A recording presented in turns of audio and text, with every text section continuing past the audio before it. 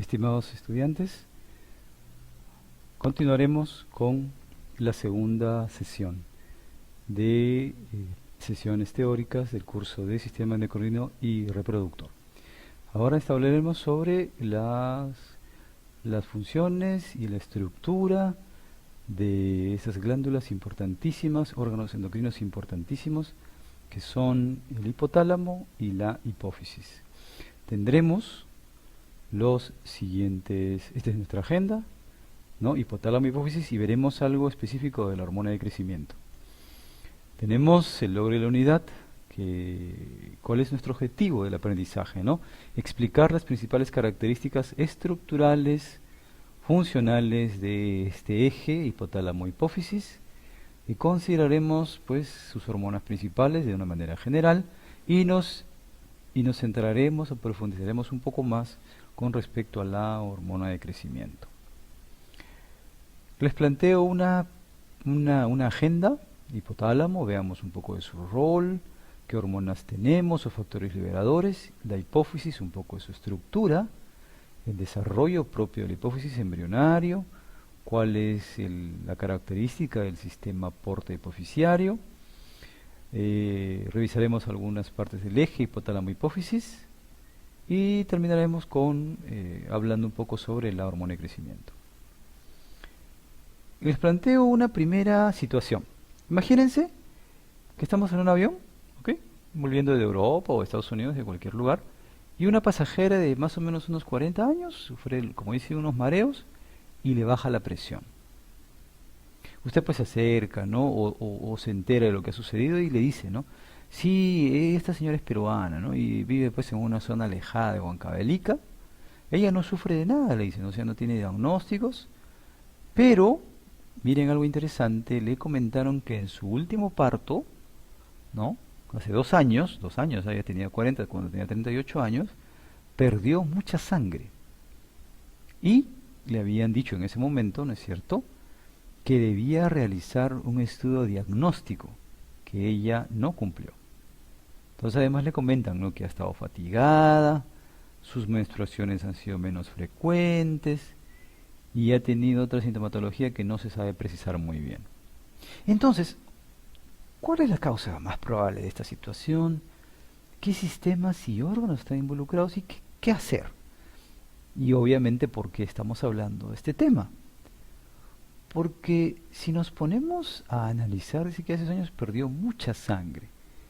Y cuando pierde mucha sangre el organismo, es probable, ¿no?, lo más probable, que se afecten los órganos más sensibles a la irrigación.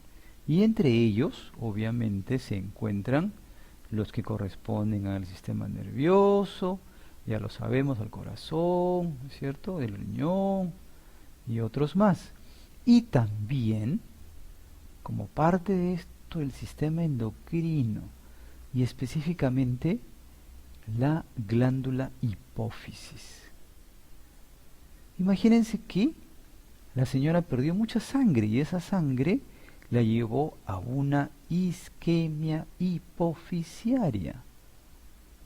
Y con el transcurso del tiempo, las semanas y los meses, esa isquemia hipofisiaria, que condicionó obviamente una pérdida del tejido hipofisiario, llevó a su vez a una serie de deficiencias orgánicas y sistémicas que a partir de este momento ya son más importantes. Y les consulto, ¿qué harían? ¿Qué es lo que se puede hacer en este momento? Les dejo esa pregunta para que ustedes la analicen, la resuelvan y quizás en el momento de la clase o en el momento que ustedes crean conveniente, discutamos qué se podría hacer en este caso. Ella ha sufrido mareos y le ha bajado la presión, y lo más probable es que, debido a la hemorragia que tuvo en su último parto, esté presentando un resultado de isquemia hipofisiaria y por lo tanto hipofunción hipofisiaria, o lo que se conoce como un panhipopituitarismo. Les dejo entonces a ustedes qué hacer en este caso cuando le ha bajado la presión. Entonces empecemos con nuestra primera teoría. El hipotálamo, que ya lo hemos visto varias veces en neuro, ¿no es cierto? Que es parte del diencéfalo, ¿no? Justamente debajo del tálamo, ¿no? Ubicaciones en la lámina pues terminal, ¿no? Están los cuerpos mamilares, como ustedes lo recuerdan, ¿no? Forma también, como ustedes seguramente lo recuerdan, las paredes y el piso del tercer ventrículo, ¿no? El tercer ventrículo, ¿no? Cuando estamos justamente llegando al medio del hipotálamo, vamos a encontrar la famosa eminencia media, ¿no? Y a partir de allí, ¿no? Terminarán una serie de axones, de neuronas hipotalámicas, ¿no? Que van a permitir controlar la hipófisis anterior, ¿no? Y vamos a tener, ¿cierto? Una unidad hipotálamo-hipoficiaria que va a regular, como ustedes lo están viendo, las funciones de las glándulas suprarrenales, de las tiroideas, de las funciones reproductoras, el crecimiento, inclusive producción y eyección de leche, y también, ¿por qué no recordarles?, la regulación osmótica. ¿Cuáles son los dos mecanismos que utiliza el hipotálamo para regular o para coordinar las respuestas fisiológicas hipofisiarias? Son dos. Uno, como bien lo dice aquí, ¿no es cierto?, es un control, ¿no?, a través de péptidos, ¿no es cierto?, que van a regular a la liberación de hormonas tróficas, ¿no es cierto?, y también mecanismos neurales, ¿no es cierto?, que son péptidos que ya han sido sintetizados, ¿no?, en el hipotálamo y que van a ser liberados o van a ser almacenados, dependiendo, primero almacenados y después liberados, ¿no es cierto?, en la glándula hipófisis. Obviamente ya ustedes están atentos que va a ser hipófisis posterior y anterior respectivamente. Aquí están los núcleos del hipotálamo, los más importantes o los más conocidos: paraventricular, ¿cierto?, el paraventricular, ¿no?, y nuestro núcleo supraóptico, ¿ok?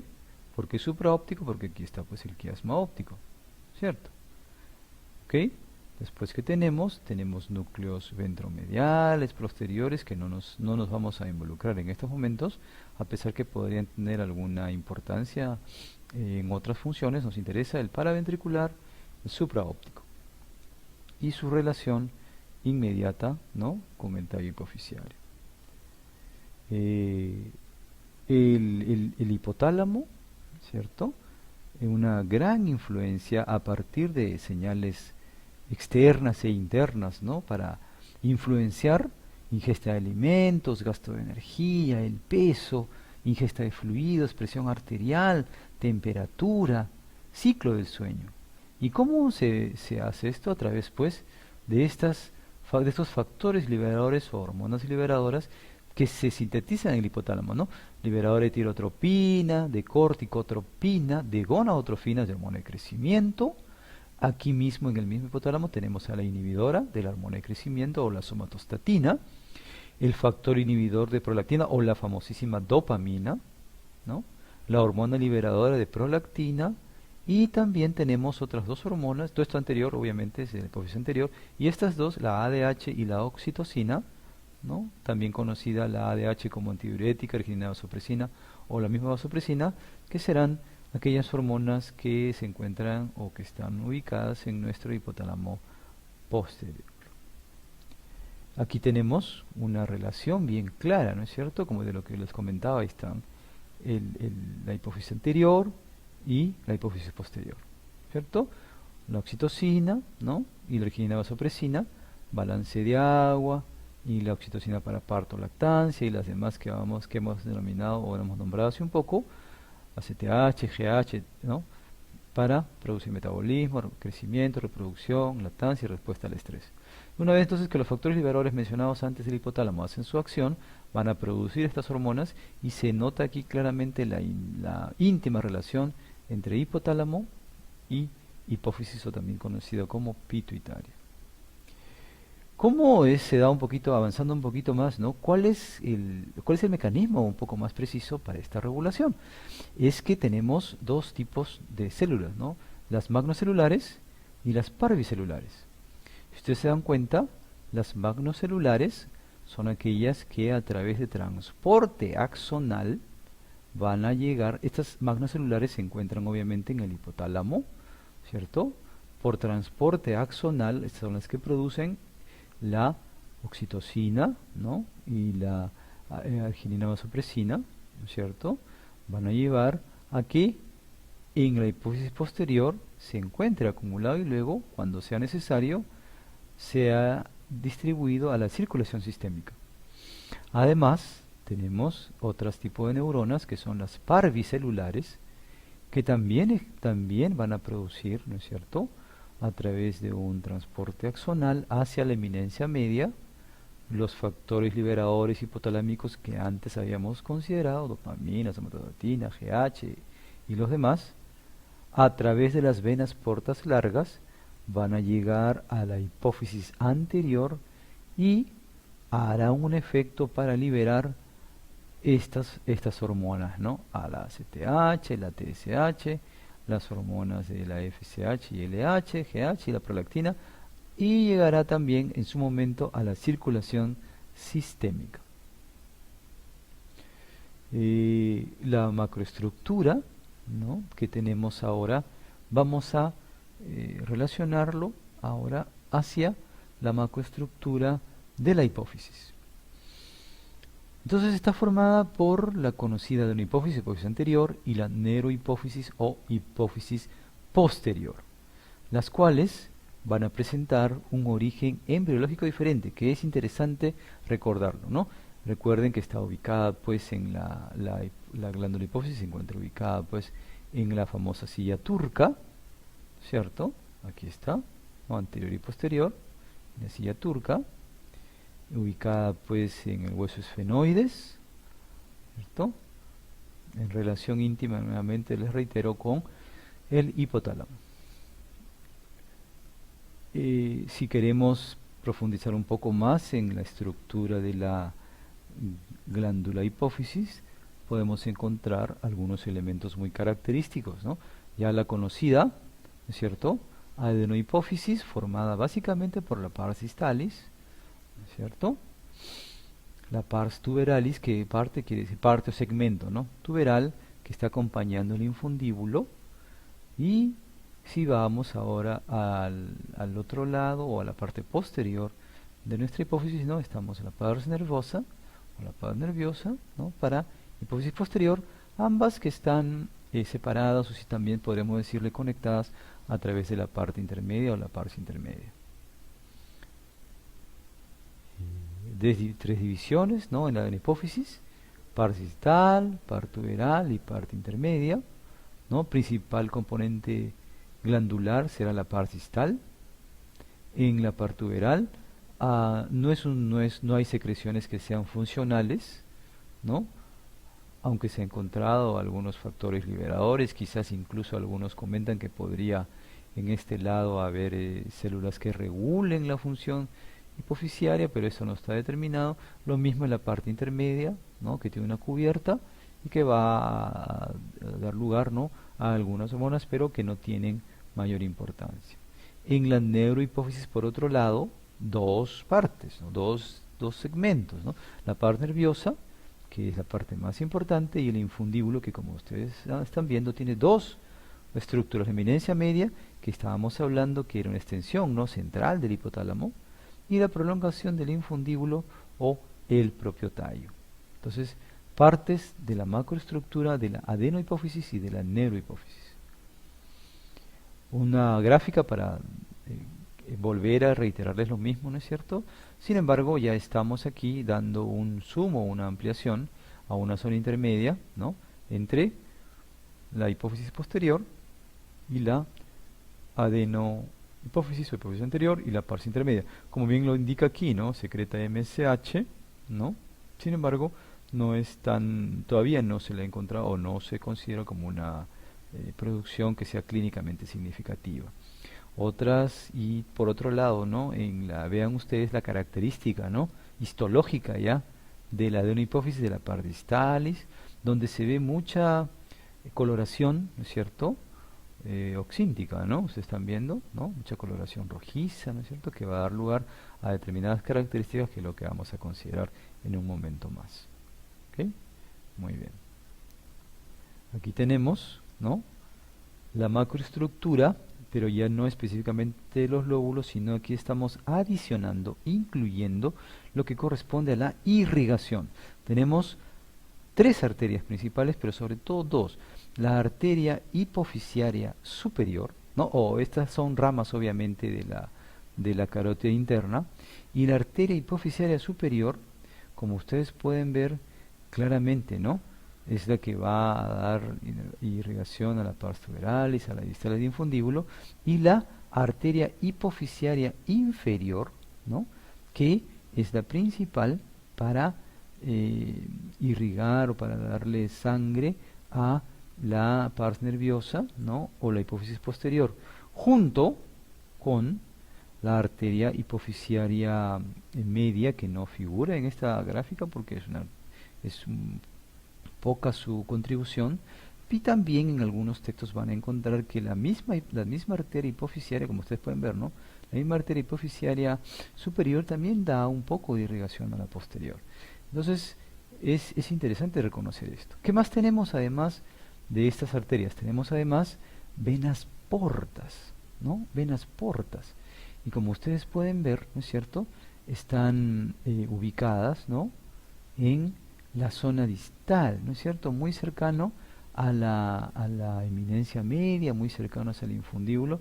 Y hacia dónde va a drenar, importante dato, muy importante el dato, hacia dónde es que drena todo el retorno venoso de la hipófisis hacia el seno cavernoso. La sangre de la arteria hipofisiaria anterior o de las hipófisis anterior y posterior drena los senos cavernosos, luego a la vena yugular interna, obviamente, y a la circulación venosa sistémica.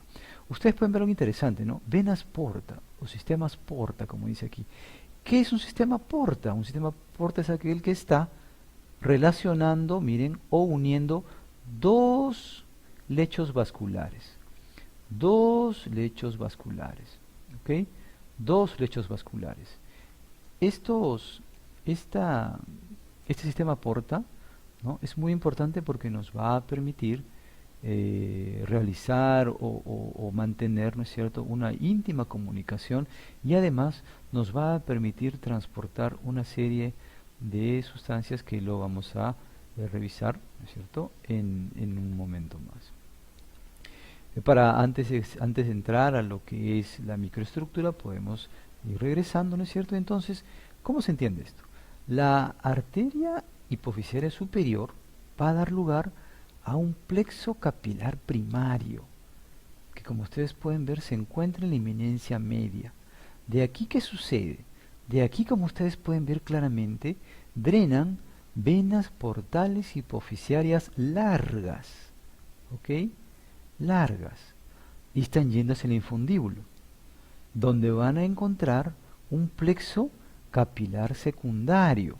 Este plexo capilar secundario es el que va a transportar los péptidos tróficos que van a llegar hacia la hipófisis anterior, ¿ok?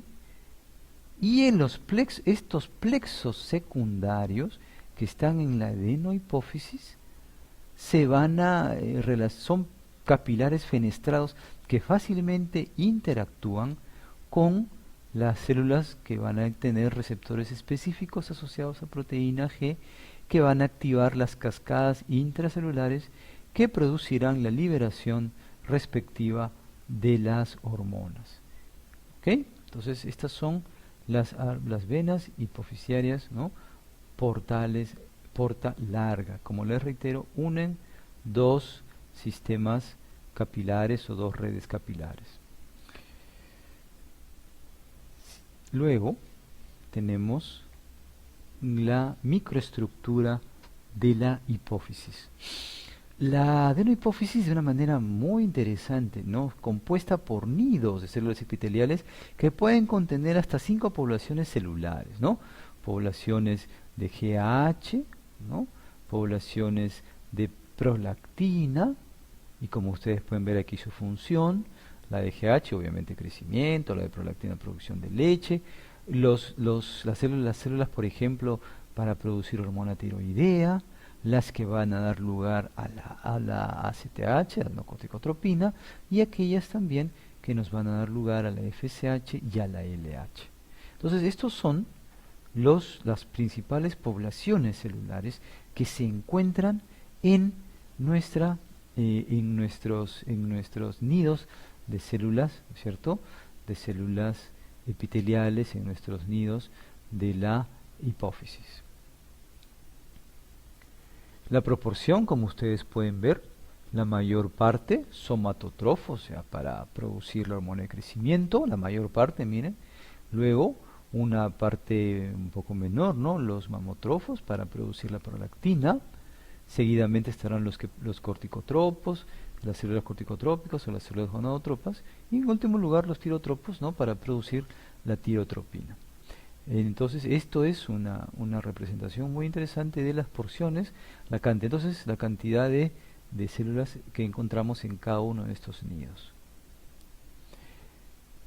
Una vez que hemos descrito el hipotálamo, hemos descrito a la hipófisis, hemos descrito la irrigación de la hipófisis y estamos ahora describiendo la histología, podemos avanzar hacia la embriología.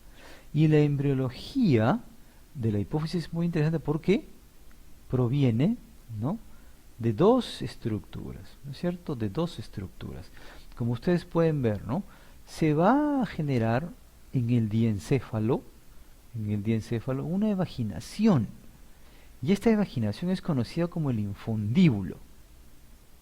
Este infundíbulo por su lado y por otro lado la bolsa de Rathke, que es una evaginación de la famosa cavidad bucal primitiva o también conocida como estomodeo. Si se dan cuenta, ambos son del ectodermo, pero uno es ectodermo neural y otro es ectodermo oral. Entonces, ¿qué es lo que va a suceder? La bolsa de Rathke debe adelgazarse en su base. Eso quiere decir que esto, al adelgazarse, se va a cada vez disminuir la integración entre esta bolsa de Rathke y el ectodermo oral, para desaparecer en un momento, en la sexta semana aproximadamente, va a desaparecer, ¿okay?, esta conexión. ¿Para qué? Para juntarse o para unirse con lo que era el antiguo infundíbulo, ¿ok?, y dar lugar a las pars tuberalis, a la pars distalis, la pars intermedia y la pars nervosa, que son las partes que van a conformar la hipófisis en el adulto, ¿no?, a partir de la semana 16, que ya tenemos esto terminado, ¿no?, completamente, aunque la semana 10 ya está diferenciado, pero a partir de la 16 ya tenemos una función completa, ¿no? Entonces se forma el tallo, se forma la parte intermedia, ¿no?, la hipófisis, y se va a formar por desarrollo, ¿no?, de la parte nerviosa, el tallo infundibular y la eminencia media.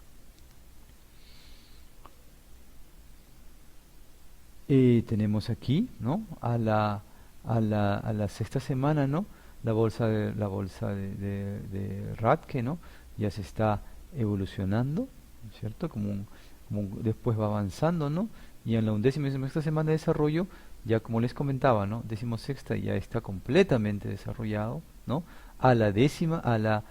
algunos textos van a encontrar 10ª, otros van a encontrar 11ª, el tema no es muy crítico, ¿no?, que ya está separado completamente la hipófisis, ¿ok?, de lo que era la bolsa de Rathke o el famoso estomodeo. Tenemos luego, ¿no?, como les estaba hablando, ¿no es cierto?, el hipotálamo, ¿no?, la sangre arterial, la red capilar primaria, las venas portas hipofisiarias que van a llegar a la red capilar secundaria, en nuestra hipófisis anterior, capilares fenestrados que van a dar fácil interacción o van a liberar fácilmente, ¿no?, los factores liberadores hacia las células endocrinas de la adenohipófisis para dar lugar a que éstas produzcan las hormonas que van a la circulación venosa sistémica. El sistema portohipofisiario, ¿cierto? Vean ustedes los núcleos del hipotálamo, ¿no? Paraventricular supraóptico, ¿no? Que, como ustedes están viendo, ¿no? El paraventricular y el supraóptico directamente, ¿no? Van a tener un tracto, ¿ok? Un tracto hipotálamo hipofisiario, un tracto. Estos son axones que van a llegar hacia la hipófisis posterior, ¿ok? Donde a su vez se va a encontrar una red capilar en la hipófisis, en la neurohipófisis, ¿no es cierto? Que igualmente se van a liberar las hormonas que son de la hipófisis posterior, o la oxitocina o la ADH, dependiendo de la circunstancia, y liberarse a los senos, ¿no? Senos orales y luego la circulación. Por otro lado, ¿no? El sistema portohipofisiario que ya habíamos nosotros comentado, hay un plexo capilar primario y hay un plexo capilar secundario. Y estos dos plexos capilares están unidos a través de la vena porta o las venas portas largas, ¿no? Este es un sistema sanguíneo, por ejemplo, hipotálamo hipofisiario, ¿no? Sistema sanguíneo hipotálamo hipofisiario, o también si podríamos también considerar, ¿no? Un sistema portohipofisiario. El hipotálamo y hipófisis están directamente relacionados por vasos portales hipotálamo hipofisiarios que irrigan la mayor parte del lóbulo anterior, y esto permite que los factores hipotalámicos lleguen en alta concentración a la hipófisis anterior. Hay como sabemos, ¿no? Los núcleos paraventriculares y supraópticos van a sintetizar oxitocina y erginatosopresina, que llegan, ¿no es cierto?, como les comentaba, por el tracto hipotálamo hipofisiario y se liberan en las terminaciones axónicas de la neurohipófisis. Todas las hormonas de la adenohipófisis, vamos a centrarnos ahora un poco más en la adenohipófisis, ¿no? Son péptidos o polipéptidos y se organizan de acuerdo a su homología funcional. Todas las que son glicoproteínas, TSH, FSH y LH, ¿no? Que tienen en común la subunidad alfa, pero cada una de ellas está diferenciada por su subunidad beta, que le va a conferir una actividad biológica específica. Luego, las que derivan de la proopiomelanocortina, ¿no? Que van a sufrir una división, una partición después de la traducción inicial, y va a pasar a ACTH, beta-endorfinas, alfa, beta, gamma melanocitos, o hormonas estimulantes de los alfa, beta y gamma melanocitos. Y por otro lado, la hormona de crecimiento, o la prolactina, ¿no? Que tienen una homología estructural y genética similar a la hormona, ¿no? Lactógeno-placentaria humana. Son tres familias entonces. Las hormonas sintetizadas, vamos a reiterarlo: GH, FSH, LH, TSH, CTH, prolactina. Los factores, ¿no es cierto?, hipotalámicos, como ya lo habíamos visto, ¿no? ¿Cómo se podría ir empezando a dar las secreciones, ¿no? Como ustedes pueden ver, ¿no? Hay pulsos, ¿no? De GNRH, por ejemplo, que van a favorecer la secreción de la hormona luteinizante. Y hay pulsos de baja frecuencia para favorecer la secreción de FSH. De esa manera se puede diferenciar la secreción, ¿no? Si se elimina la secreción, por ejemplo, del factor liberador de hormona de crecimiento, disminuirá la secreción de hormona de crecimiento, ¿no? Entonces se indica que uno de los principales factores para controlar síntesis y secreción de hormona de crecimiento es el factor o la hormona liberadora de hormona de crecimiento. Si hubiera alguna alteración severa entre el hipotálamo y la hipófisis, por ejemplo, un daño, ¿no?, del tallo por un traumatismo, un golpe, una lesión severa, un accidente de tránsito, todas las secreciones hormonales hipofisiales disminuyen, exceptuando la prolactina. ¿Por qué? Porque al contrario de los demás, la prolactina se encuentra siempre inhibida, ¿no? Entonces, si yo disminuyo al inhibidor, si inhibo al inhibidor, es decir, si inhibo a la dopamina, va a aumentar entonces la secreción de prolactina y va a producirse, en algún caso, si es que se llega al nivel, una galactorrea. Hormonas hipofisiales y sus órganos dianas, ¿no es cierto? de la posterior, ¿no? Antidiurética, la oxitocina de los blancos, ¿no es cierto? Ya los conocemos. De la anterior, ¿no? El anocito que va a la piel, la CTH a la corteza suprarrenal para producir el cortisol, prolactina para la glándula mamaria, la FSH tanto en testículo como en ovario, ¿no? La LH igual en testículo y ovario, testosterona y progesterona, y la GH en el hígado para producir el su intermediario y facilitar el crecimiento longitudinal de los huesos, y el tejido adiposo, ¿no? Para también producir una serie de funciones que la veremos en un momento con la hormona de crecimiento, y la TSH para dar lugar a la glándula tiroides. ¿Qué podría pasar, ¿no? Si tenemos una hiperfunción? Probablemente, ¿no? Se aumente una de las funciones. ¿Por qué? Porque los adenemas hipoficiarios están compuestos generalmente por un único tipo celular, ¿no? Entonces lo que va a aumentar es la función de alguna de ellas, ¿no? Y se va a asociar a la hormona en exceso. Por ejemplo, si fuera de los somatotropos o aquellos que aumentan la hormona de crecimiento, se verían básicamente efectos del crecimiento. Otras causas, ¿no? Hiperplasias, y hay carcinomas también de adenohipófisis. Y la hipofunción de nuestra glándula hipófisis, ¿no? Generalmente va a una o podría ser a más. Si es a todas, ¿no? Si es a todas, ya lo vamos a ver, se puede, lo que se conoce como el panhipopituitarismo. Pero debe perderse más de este porcentaje para que ya se presente alguna sintomatología importante, ¿no? Podría ser, esto es muy raro, pero más que todo son adquiridos. Miren ustedes las causas, ¿no?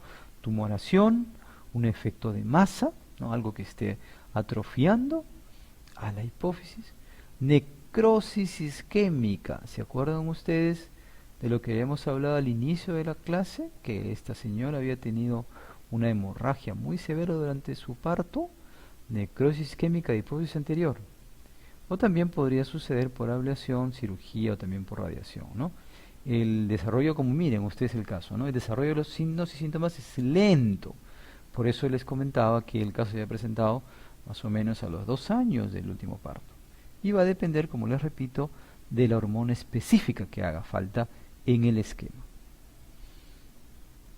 Como ustedes pueden ver entonces, hasta este momento hemos revisado brevemente lo más importante de lo que corresponde a la función hipoficiaria y además a la relación entre hipotálamo e hipófisis.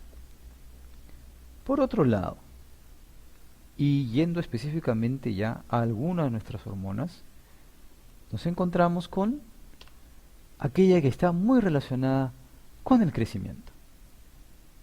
Ustedes saben que el crecimiento es el resultado de muchos factores, ¿no? Ustedes mismos, algunos tienen, me imagino, familiares que son muy altos, su papá y su mamá son muy altos y ustedes no son tan altos como ellos. O al revés, ¿no? Sus papás y su mamá no son tan altos, pero sí ha salido el abuelo, ha salido el tío, ¿no? Que son mucho más altos. La interacción de factores endógenos, que es la carga genética que me va a dar hasta dónde puedo crecer. Factores hormonales, ¿no? Sabemos que los varones crecen un poquito más que las mujeres en general, ¿no? Como la GH, el IGF-1, el IGF-2 o la insulina, y factores exógenos muy importantes. Sabemos obviamente que si hay un niño malnutrido no va a crecer, si no tiene actividad física tampoco va a crecer adecuadamente, e inclusive las influencias psicosociales. Sabemos, por ejemplo, que va a haber un momento, y lo vamos a desarrollar en la clase, un momento en la cual es el momento preciso para empezar a crecer o crecer más o aprovechar al máximo el potencial de crecimiento, que es obviamente en la adolescencia, antes de la adolescencia, perdón, en la pubertad. Como ven ustedes, los factores endógenos determinan un porcentaje que puede ir hasta el 50 u 80% de la talla que uno va a adquirir en la adultez. La otra serán obviamente los factores exógenos. Y ya está determinado que, o ya está demostrado que el crecimiento longitudinal es el factor endógeno es el efecto de rebote. Es decir, a toda acción hay una reacción. Y esa reacción es la que hace crecer. Por eso dice, anda, juega básquet. ¿Por qué? Porque cuando estás saltando, La acción de presionar sobre el cartílago del crecimiento, porque cuando tú saltas, ¿no es cierto?, todo el peso de tu cuerpo va sobre los miembros inferiores. Y los miembros inferiores sabemos que hay el cartílago de crecimiento. Ese cartílago de crecimiento entonces sufre una acción. ¿Cuál es su reacción? Su reacción es aumentar su función. Y así uno va creciendo, así uno va creciendo. Ese es el efecto exógeno. Además, obviamente, una buena nutrición y todas las condiciones que podrían llevar a que una persona adquiera el máximo potencial. ¿Y dónde está el potencial de crecimiento? El potencial de crecimiento se va a encontrar justamente en lo que estábamos viendo, ¿no? Los factores genéticos hormonales, la hormona de crecimiento, el IGF-1, el IGF-2 y la insulina. Veamos entonces a la hormona de crecimiento. La hormona de crecimiento, ojo, o también conocida como somatotropina, se secreta toda la vida, ¿sí? Pero obviamente va disminuyendo un poco.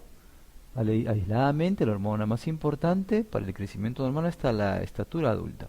Existe, por ejemplo, algunos estudios, algunos experimentos en los cuales se da hormona de crecimiento a los adultos, ¿no?, a los varones, a partir de cierta edad para combatir, por ejemplo, la andropausia. ¿Por qué? Vamos a ver cuáles son todas las funciones que tiene la hormona de crecimiento. Entonces, tenemos aquí la disminución de la hormona de crecimiento conforme uno va creciendo. Así es que lamentablemente después de determinada edad ya es difícil crecer. Muy bien. Estructuralmente, la hormona de crecimiento es similar a la prolactina. Es un porcentaje importante de la homología, ¿no? Y obviamente, como les había comentado, si es la misma familia del lactógeno placentario humano, un 80% de homología. Es un péptido, tendrá entre casi 191 aminoácidos, un peso importante, ¿no es cierto? Y hay varias isoformas moleculares, por lo que se encuentran quizás algunas variaciones importantes, ¿no?, en los inmunoensayos para encontrar niveles de GH. Sin embargo, la principal forma fisiológica de la hormona de crecimiento es aquella que se encuentra en el rango de los 22 kilodaltons de peso. Esa es la principal de todas las isoformas de la hormona de crecimiento. Aquella que está en los 22 kilodaltons es la isoforma principal que tiene efecto en los seres humanos. La GH se libera de los somatotrofos, que como ustedes han visto es el principal grupo celular, ¿no?, que se encontraba en esos nidos celulares de la hipófisis, ¿no? Estimula el crecimiento celular, la replicación celular, a través de la liberación de las famosas somatomedinas o las IGFs, que son también por sus siglas en inglés de insulin, ¿no?, like growth factor o factor insulinoide o similar a la insulina. Además afecta el metabolismo de carbohidratos, de proteínas y de lípidos. Como ustedes pueden ver, hay secreciones en pulsos, ¿no? La mayoría, ¿no?, la mayoría se pueden asociar, ¿no?, en estas horas del día, por ejemplo, ¿no?, cuando no hacemos ejercicio agotador como en este ejemplo, sino normal, la mayoría de la secreción de la GH se encuentra en las horas de la noche, asociados al sueño de onda lenta, ¿no?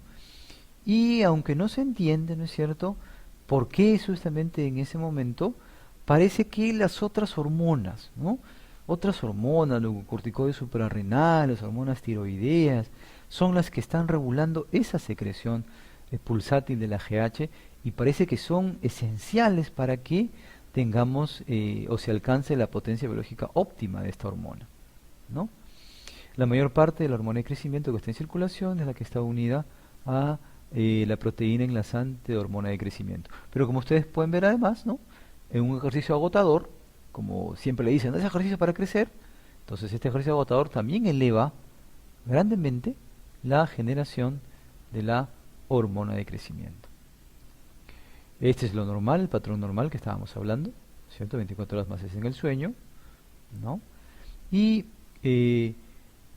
los principales factores que regulan la producción o la liberación de hormona de crecimiento son, ¿no?, la hormona liberadora de hormona de crecimiento hipotalámica, que es quizás el principal factor, ¿no? Para secretar hormona de crecimiento, y también, ¿no? La somatostatina, que al contrario va a ejercer influencias inhibitorias, ¿no? Para reducir, ¿no es cierto?, la actividad de los somatotropos. Además, ¿no? Ya lo vamos a ver en los ejes, la hormona, la secreción o la liberación de hormona de crecimiento también está inhibida por el IGF-1, ¿cierto? Que es producido, como ya lo vamos a ver un poco más adelante, por el hígado, ¿no? Además, aparentemente, ¿no? Un péptido como por ejemplo la grelina, ¿no? Grelina, que ustedes lo conocen como que se libera del estómago, ¿no es cierto? Ha sido identificado también como un secretagogo, es decir, algo que favorece a la secreción de hormona de crecimiento. Pero eso más se da en los animales y en los seres humanos todavía está disminuido, porque la función de la grelina en general en seres humanos no está o no está considerada como tan importante, ¿no? Además, hay otros varios factores que van a producir o van a tener una modulación de la secreción de la hormona de crecimiento. Los principales controladores de la liberación de hormona de crecimiento, ya lo hemos dicho, son los dos, ¿no es cierto? Y además, ¿no es cierto? También, ¿no? Eso es en respuesta a lo que hemos visto, ¿no? En respuesta a secreciones o a liberaciones de otros factores como lo que vemos aquí. ¿Cuáles son? Tenemos, por ejemplo, estimulantes, disminución de la glucosa, disminución de los ácidos libres, el ayuno, la inanición, la misma arginina y hormonas de la pubertad, así como el ejercicio, el estrés, el sueño y los adrenérgicos alfa-agonistas. Y los inhibidores, cuando está aumentada la glucosa, ácidos grasos, la obesidad, la senilidad, ¿no es cierto? Somatostatina, las propias somatomedinas, por lo que estamos hablando, la misma GH, el embarazo, ¿no? Y agonistas beta-adrenérgicos que también pueden disminuir, ¿no es cierto?, la producción. El patrón pulsátil cada 2 horas entonces se puede ver afectado por esos factores.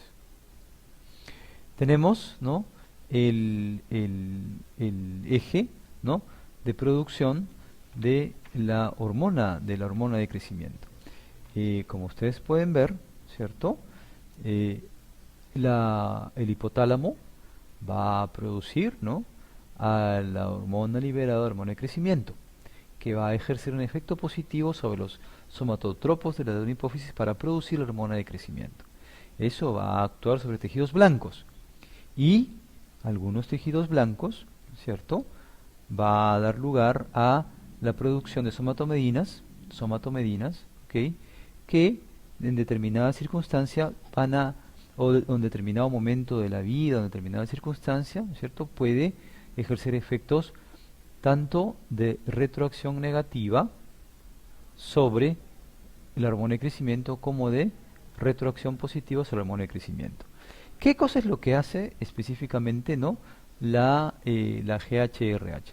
La GRH incrementa la transcripción genética de la hormona de crecimiento y además la proliferación de los somatotropos. Esta hormona liberadora de hormona de crecimiento se va a unir a los receptores acoplados a proteína GS en los somatotropos hipofisiarios anteriores.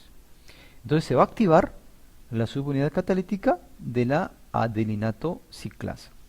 Esa estimulación por la proteína GS va a llevar a que se incremente el AMP cíclico intracelular. Este incremento del AMP cíclico intracelular va a activar a la unidad catalítica de la proteína quinasa A. Y esta proteína quinasa A va a fosforilar a la proteína enlazante, elemento de respuesta del adenosín monofosfato, ¿no?, que es la famosa proteína CREP, ¿no? Y esto va a llevar, CREP, ¿no?, CREB, y esto va a llevar a que esta proteína CREB, esta activación, ¿no?, aumente la transcripción de los genes, ¿no?, de un factor de transcripción que es el factor de transcripción específico de la hipófisis. Y este activa el gen de la GH que lleva a un aumento del ARN mensajero y por lo tanto van a aumentar y se va a volver a cargar los almacenes celulares de la hormona de crecimiento, ¿no? Y va a aumentar un número y además se va a aumentar también los receptores de hormona liberadora, hormona de crecimiento en el propio somatotropo. Ese es el efecto, ¿no es cierto?, de la hormona liberadora, hormona de crecimiento. Y sobre la somatostatina. La somatostatina, ¿no?, es un péptido, ¿no?, que es sintetizado en muchas regiones cerebrales, en el núcleo periventricular, núcleo arcuato, ventromedial, ¿ok? Y y también es producida por algunos órganos periféricos, ¿no? Por ejemplo, el páncreas endocrino, ¿no? Entonces, ¿qué es lo que van a hacer? La somatostatina produce un efecto fisiológico, ¿cómo? Uniéndose, miren ustedes, como ustedes ya lo estarán pensando, a los receptores de somatostatina acoplados a proteína GI. Entonces disminuye la actividad de natociclasa, ¿no? Entonces, además se va a unir a canales acoplados a potasio y entonces otra vez se va a provocar una hiperpolarización de la célula y va a llevar a una cesión o un detenimiento, una detención de la actividad del potencial de acción y por lo tanto una reducción de las concentraciones de calcio y entonces se va a disminuir la actividad del hormona de crecimiento. Además, como ustedes pueden ver en esta gráfica, muchas actividades de la hormona de crecimiento en los condrocitos, por ejemplo, ¿no? Aumentar captación de aminoácidos, síntesis de proteínas, síntesis de ADN, ¿no? Aumentan estas sustancias con el sulfato, el colágeno, y aumenta el tamaño de células. En el músculo, menos captación de glucosa, más captación de aminoácidos y más síntesis de proteínas. Tejido adiposo, menos captación de glucosa nuevamente, pero sí más lipólisis. ¿Okay? Y los efectos además, ¿no? Más efectos que nosotros podríamos siempre recordando, ¿no es cierto?, con respecto a la glucosa, ¿no? Interesante con respecto a cómo sucede con la captación de glucosa, ¿no? Disminución, ¿no? También aumenta la captación de aminoácidos, síntesis de proteínas, como ya les hemos comentado, ¿no? La hormona de crecimiento, ¿no?, es anabólica y también es una hormona de estrés, ¿no? Es una hormona de estrés. Y como ustedes pueden ver, ¿no?, el incremento de síntesis proteica es una acción directa de la hormona de crecimiento. Sin embargo, la mayor parte de las acciones de la hormona de crecimiento son a través del factor de crecimiento de tipo insulina, o sea, a través de la IGF-1. La mayoría de las acciones, lo reitero, de la hormona de crecimiento son indirectas, a través de estos factores de crecimiento. Las acciones indirectas de la GH, ¿no?, efectos catabólicos, algunos efectos anabólicos, síntesis de proteínas, disminución sensible a la insulina, efecto diabetogénico, ¿ok? Ojo, eleva los niveles de ácido graso libres en plasma, ¿no? Y todos los efectos de la IGF-1 todos son efectos anabólicos, ¿no? Similar a la insulina, síntesis de proteínas y crecimiento hipofisiario, que lo que lleva es el crecimiento longitudinal del hueso. Y es interesante también, ¿no es cierto?, tener en cuenta, ya lo estamos viendo, los mismos efectos directos, ¿no?, que están aquí considerados, y los efectos indirectos, ¿cierto? Y es interesante considerar lo siguiente, ¿no? Vamos a regresar aquí un momento, ¿no? Si estamos diciendo que la hipoglicemia es un efecto positivo, es muy interesante esto, porque si las concentraciones de glucosa en sangre disminuidas estimulan la GH, entonces se podría utilizar, por ejemplo, se utiliza una prueba de hipoglicemia inducida por insulina como prueba clínica. ¿Para qué? Para provocar ¿qué cosa? Obviamente secreción de GH. ¿En quiénes? En niños en los cuales se está sospechando o en los cuales tienen deficiencia de GH. Entonces, esta es una prueba bien interesante que se puede utilizar, ¿no? Además también, ¿no? Por ejemplo, ¿no?, aminoácidos, por ejemplo, ¿no? Sobre todo, por ejemplo, ¿no?, la arginina incrementa la liberación de GH, disminuyendo la liberación de somatostatina. Entonces, la administración de arginina también se utiliza, ¿no?, como un estímulo efectivo para facilitar un incremento de la liberación de hormona de crecimiento en alguna circunstancia clínica. Tenemos entonces que considerar entonces las funciones de la hormona de crecimiento, cómo se ha disminuido su acción, acciones directas, ¿no? Metabolismo de glúcidos, metabolismo de lípidos, ¿no es cierto? Metabolismo proteico con acción anabólica, metabolismo mineral para retener calcio y fósforo, ¿no? Todo lo que nos lleve a aumentar el crecimiento, acuérdense, hiperplasia, hipertrofia. Todo lo que nos lleve a eso nos va a hacer acciones directas de la hormona de crecimiento. Y las acciones indirectas, ¿no? También igual, estimular el crecimiento del cartílago, metabolismo proteico, otra vez anabólico, ¿no? Y aumento del número de células en una población que se encuentra en cultivo. Y para terminar nuestra sesión sobre hormona de crecimiento, ¿cierto? Y entrando un poco al tema de la siguiente semana, ¿no? La hipofunción, básicamente en niños, ¿no? Y el déficit de hormona de crecimiento me va a dar enanismo. Estatura corta, con proporciones corporales normales, una leve obesidad, ¿no es cierto?